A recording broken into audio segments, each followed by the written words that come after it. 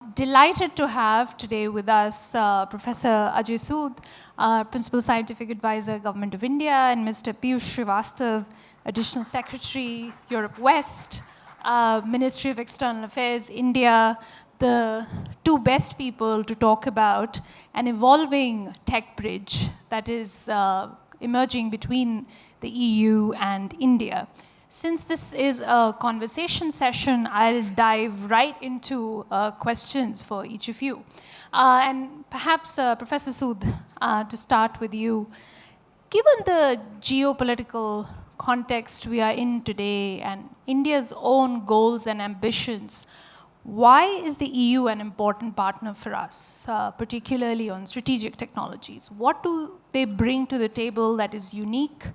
And why we are pursuing this partnership from the Indian perspective.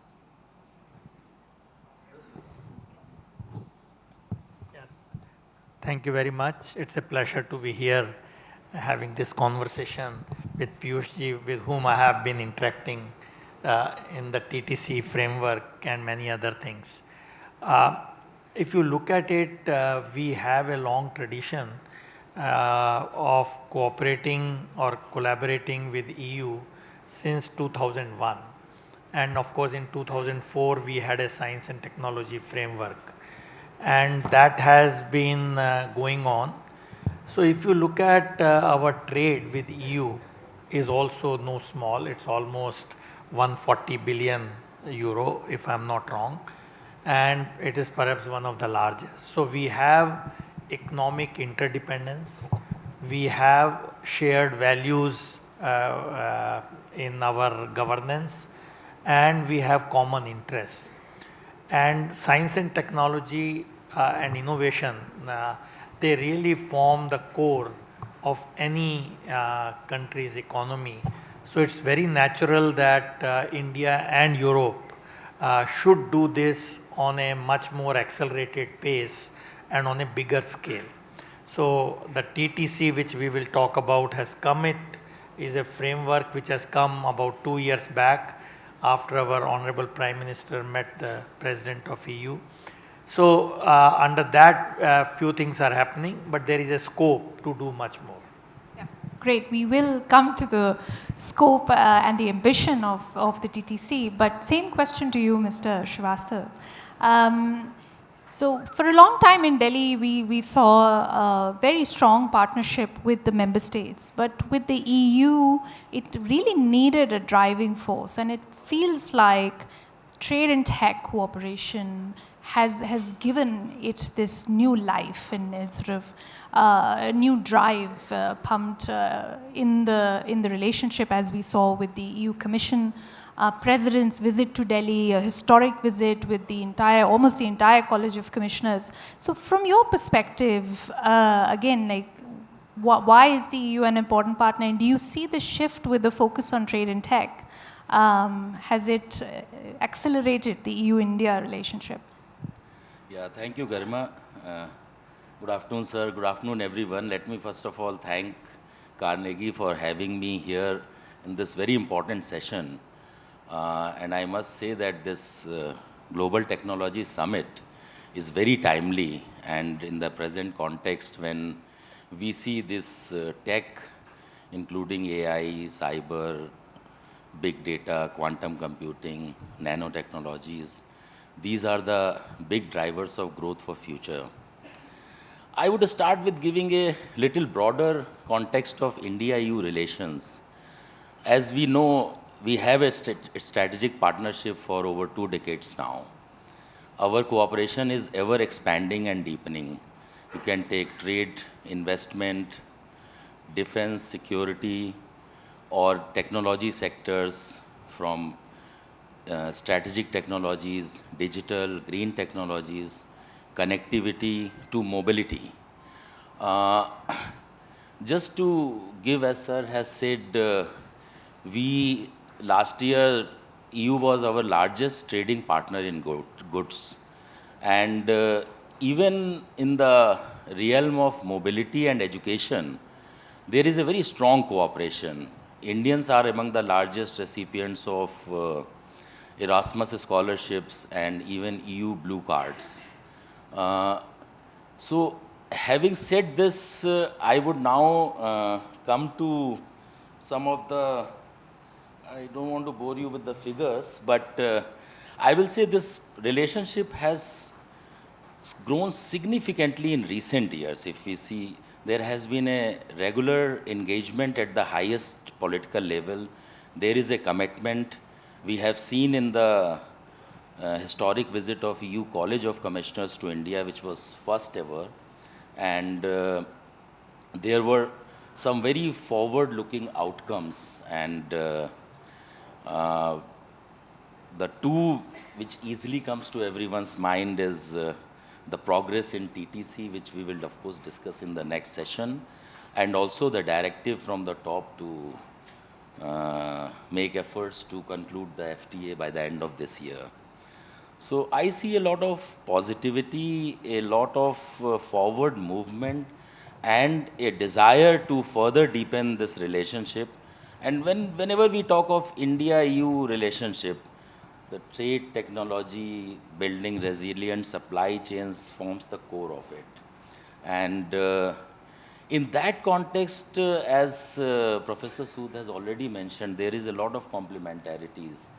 It is a mutually beneficial proposition. I mean, we have shared values, the two largest democracies, pluralistic societies, and the open market economies. Then from Indian perspective, it's a fastest growing economy, big market. We have a large talent pool, I mean, a skilled manpower in diverse fields. It's in technology, it's in health, it's in professional services, which can very well complement the EU's demographic demands. On the EU side, there are niche technologies, resources, and of course, their lead in the standards, norm setting. So it's a quite a mutually beneficial proposition, and I see a great future for that. Thank you. Thank you so much. We'll delve in deeper into each of the areas you've outlined, but let's get into the Trade and Technology Councils. As you mentioned, it was created when the EU Commission President first came to India, and we were all pleasantly surprised by the announcement of the TTC. It is truly unique. We only see it with the EU and US on the one hand, and EU and India on the other. Perhaps, sir, you can outline what you think have been the key achievements of the TTC so far, and from the Indian perspective, has it worked as a format, and what has worked rather well in the TTC? Yeah, actually there are 3 working groups in TTC, and the first working group is the digital and strategic technologies, and this covers many aspects, of course, and so in all these 3 verticals, different ministries are involved, and it is being led by, for example, the first one, digital and strategic technologies, is, I think it's chaired by our Honorable Minister Ashwin Vaishnav ji, and Secretary Mighty is leading that. So in that, there are many things which have happened in the last 1.5 years. So we have a understanding on interoperability of digital public infrastructure. How do we push it? How the e-signatures we can enable so that the cross-border trade is facilitated once we have this e-signatures. Then we have MOU which is in the making on 6G. So we have the Bharat 6G Alliance and the corresponding EU one, and on that again we have a MOU in the making, or it might have already happened. This is what is being discussed very recently. And the third one, which is again very important, is on combining high performance computing and AI. And there is a very specific program which have been launched, which is called Banana, Gyana, not banana, sorry, Gyana. It's not Banana Republic, Gyanana.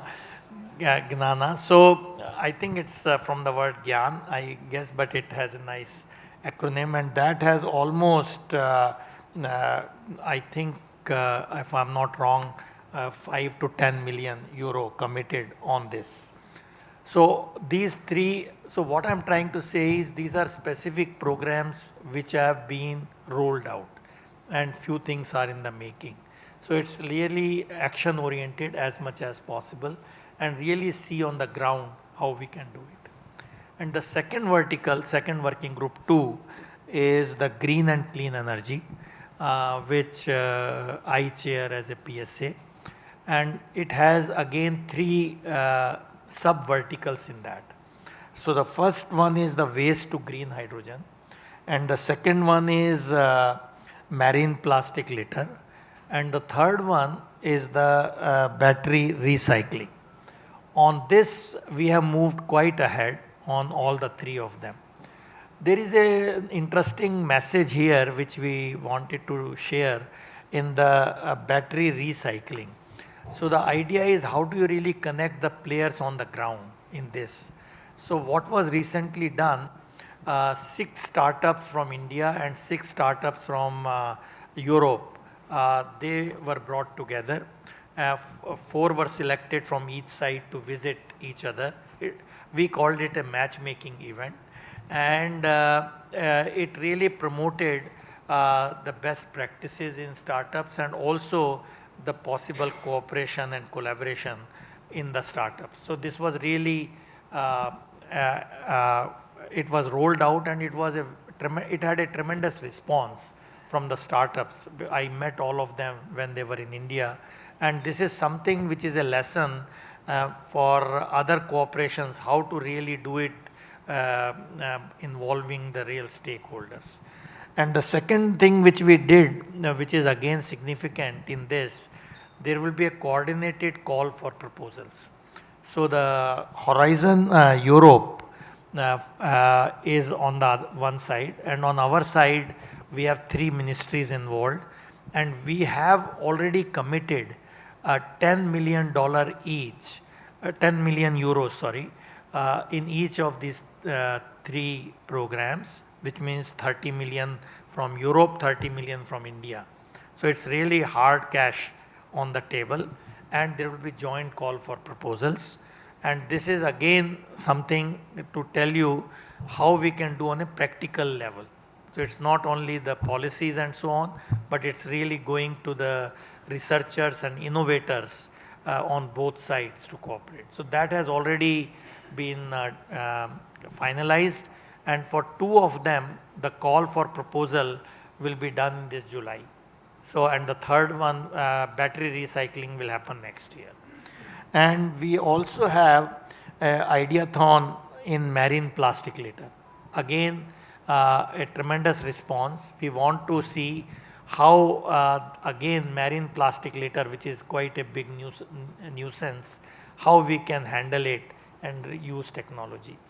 So another important thing happened very recently, EV charging standards. How the European standards can be looked at so that there is a ease of interoperability. So that event already happened just before the college visit. So on the third one, which is trade, investment, and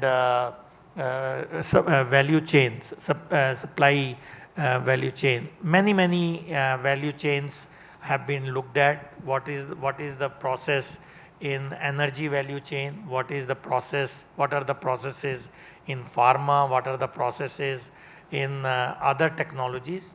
How can it be strengthened? So again, here many things have happened, and in summary, all the 3 working groups in TTC have made substantial progress in the last 1.5 years.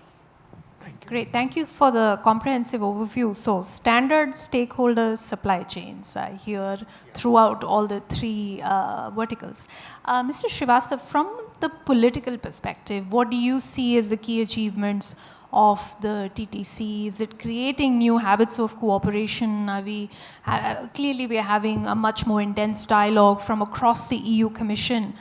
So what are the achievements from your perspective?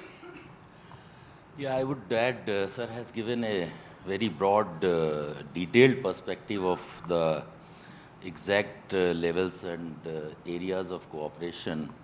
As you know, TTC was formed. It's a key strategic, political, and economic initiative, which is led at this level. The three ministers from our side, external affairs ministers, commerce and industry, and minister for IT, and three commissioners from the EU side. So idea was, when this was founded, to look at the synergy between the key sectors, which we, as Professor Sood has said, the three working groups, focused groups, which is the digital, green technology, and trade, investment, and resilient value chains. And to progress on it in a collaborative manner, because that's what strategic partnership is all about. So if we see at the progress, we have made good progress. The foundation has been laid. And I would like to add here one more thing, that when the College of Commissioners visited, TTC meeting took place, the second ministerial, but also every commissioner met their Indian counterpart ministers. So this was also an effort to broaden and diversify the areas of cooperation, and some of these actually were discussed maybe first or second time. It was not the regular topics of conversation between the two sides. So there is a progress, and if we take into account our collaboration with individual countries, whether it is France or UK or Germany, Italy, Netherlands, etc., I would say the tech collaboration is on a great, stronger footing now. But yes, we would like to see a little more, and I think two sides are working to see some big projects and initiatives on ground, more industry association and participation, greater mobility of professionals and talent both ways, and of course the other issues of aligning the regulatory standards and early conversations whenever the new technology comes and their implications are decided. So that's where we are. Great. Professor Sood, Mr. Srivastava alluded to it. There is more that we can do, and we do have greater ambition for things. Maybe you can outline some of the impediments we faced and challenges, or ways of making sure that we unlock the potential of the TTC to do more. What would those areas be? Yeah, I think in any cooperation, the trust is the key factor. So we have to make sure that there is a complete trust on either side, and so that there is a flawless flow of ideas and exchanges, as well as the action points. So trust has to be built up, and when there are regulatory frameworks from one side or the other, one has to also understand the other side viewpoint. There could be very regulatory frameworks from the EU side, but when it comes to India, we have to see what are our sensitivities, what is our take. So I would say that it's a dialogue which cannot be written in stone. We need to be nimble about it, we need to be accommodating about it, and that way we can build the trust in step by step. One thing which I find, we don't have to solve all regulatory problems between the two sides once for all and then do it. I think we should continue to do as we go along, few things at a time which are pretty clear, and we make example out of it. For example, in AI. For example, AI is on everyone's agenda, right? Now, can we have a global data framework for AI? Because we know that data is the key issue, and there are issues with privacy, the copyrights, all those very important issues. How do we enable this global data framework? Now, this will happen by understanding each other's regulatory framework. Europe has a AI safety thing put out, and our report is in the final form, will be also coming out very soon. As you know, we had put a draft report on MIT, had it on its website, and comments were sought from the public, and now it is being finalized. So this is something, again, one thing which one has to see: how do we see that our developers and deployers both understand the regulatory framework of each side and do it. So this is one example which I think we have to address sooner than later, because AI will not wait for all these regulatory frameworks to be hammered and then go about. We need to really move on very fast. So I guess other than that, we have to only see how do we put resources in place when we are talking of R&D cooperation leading to innovation and trade. We need to see that both the sides are clear what are the kind of support we can give, and also involve industry in a very major way. It cannot be from G to G. We have to bring G to G, B to G, and all possible things, all tracks, which I understand will go a long way. In some of the verticals it's happening, I am not saying that, but probably it should be happening in a more structured manner also, so that industries and startups on both sides are as much engaged as government. Government is very well engaged actually. We need to see the same kind of, should I say, enthusiasm and anxiety both on both sides to be engaging. That I think is the key to the success of our cooperation. So if I'm hearing it right, we need a EU-India trust framework also. But flexibility, speed, and engaging industry. If I can stay with you on this question of how do we engage industry, where do we involve them more? I mean, in your role, you've also been closely involved in the US-India tech cooperation. What are the formats, particularly involvement of private sector, that could serve as an interesting example for our friends in Europe? And do you think there's some ways of translating some of that momentum and enthusiasm for the EU-India relationship? Yeah, there also, as we speak, it's happening. It's not a done deal and everything is not laid out with but you know, but the point I'm saying is there, the players are very much there from the beginning. For example, in quantum, if we talk, because there is a quantum consortium on both sides which would like to cooperate.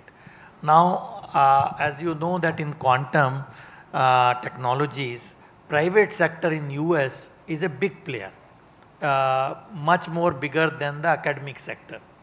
Of course, India, it's not that much. We are more, the effort is more on government side, and the industry is now coming up with startups and so on.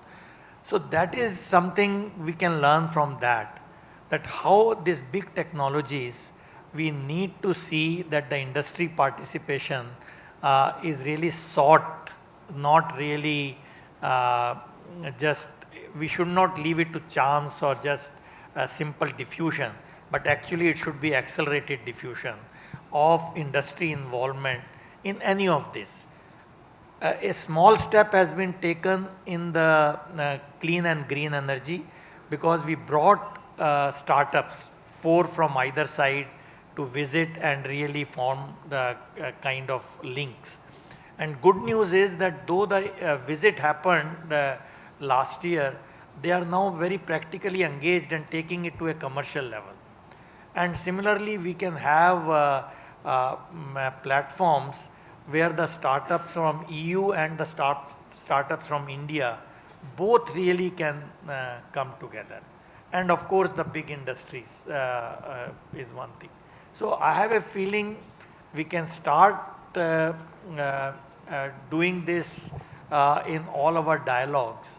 And I'm sure like quantum, AI is another area where of course private sector is extremely involved. Similarly in semiconductors, again which is a big area for us because we have started relatively late in semiconductor technology. But again an area where Europe and India, can we really make a consortium in semiconductor technologies? May not be the CMOS immediately, but maybe the ones which are really coming up. For example, silicon carbide, gallium nitride, or the, other 2D materials, which are still pre-competitive. They are not fully competitive. CMOS is not pre-competitive. It's really a very mature technology. So I will think in a semiconductor technology, which is at the heart of almost all technologies, we need to see how Europe and India can involve the private players and the government support in a big way. Great, thank you very much. Mr. Srivastava, similar question for you. What can be done to unlock the potential of the TTC? You alluded to it as well, involvement of the private sector, speed, working on technologies as they come up. But what do we need to do in terms of maybe structures, formats, or other areas you'd like to mention? Yeah, I think that's a very important question, and I think Professor Sood has explained this in detail.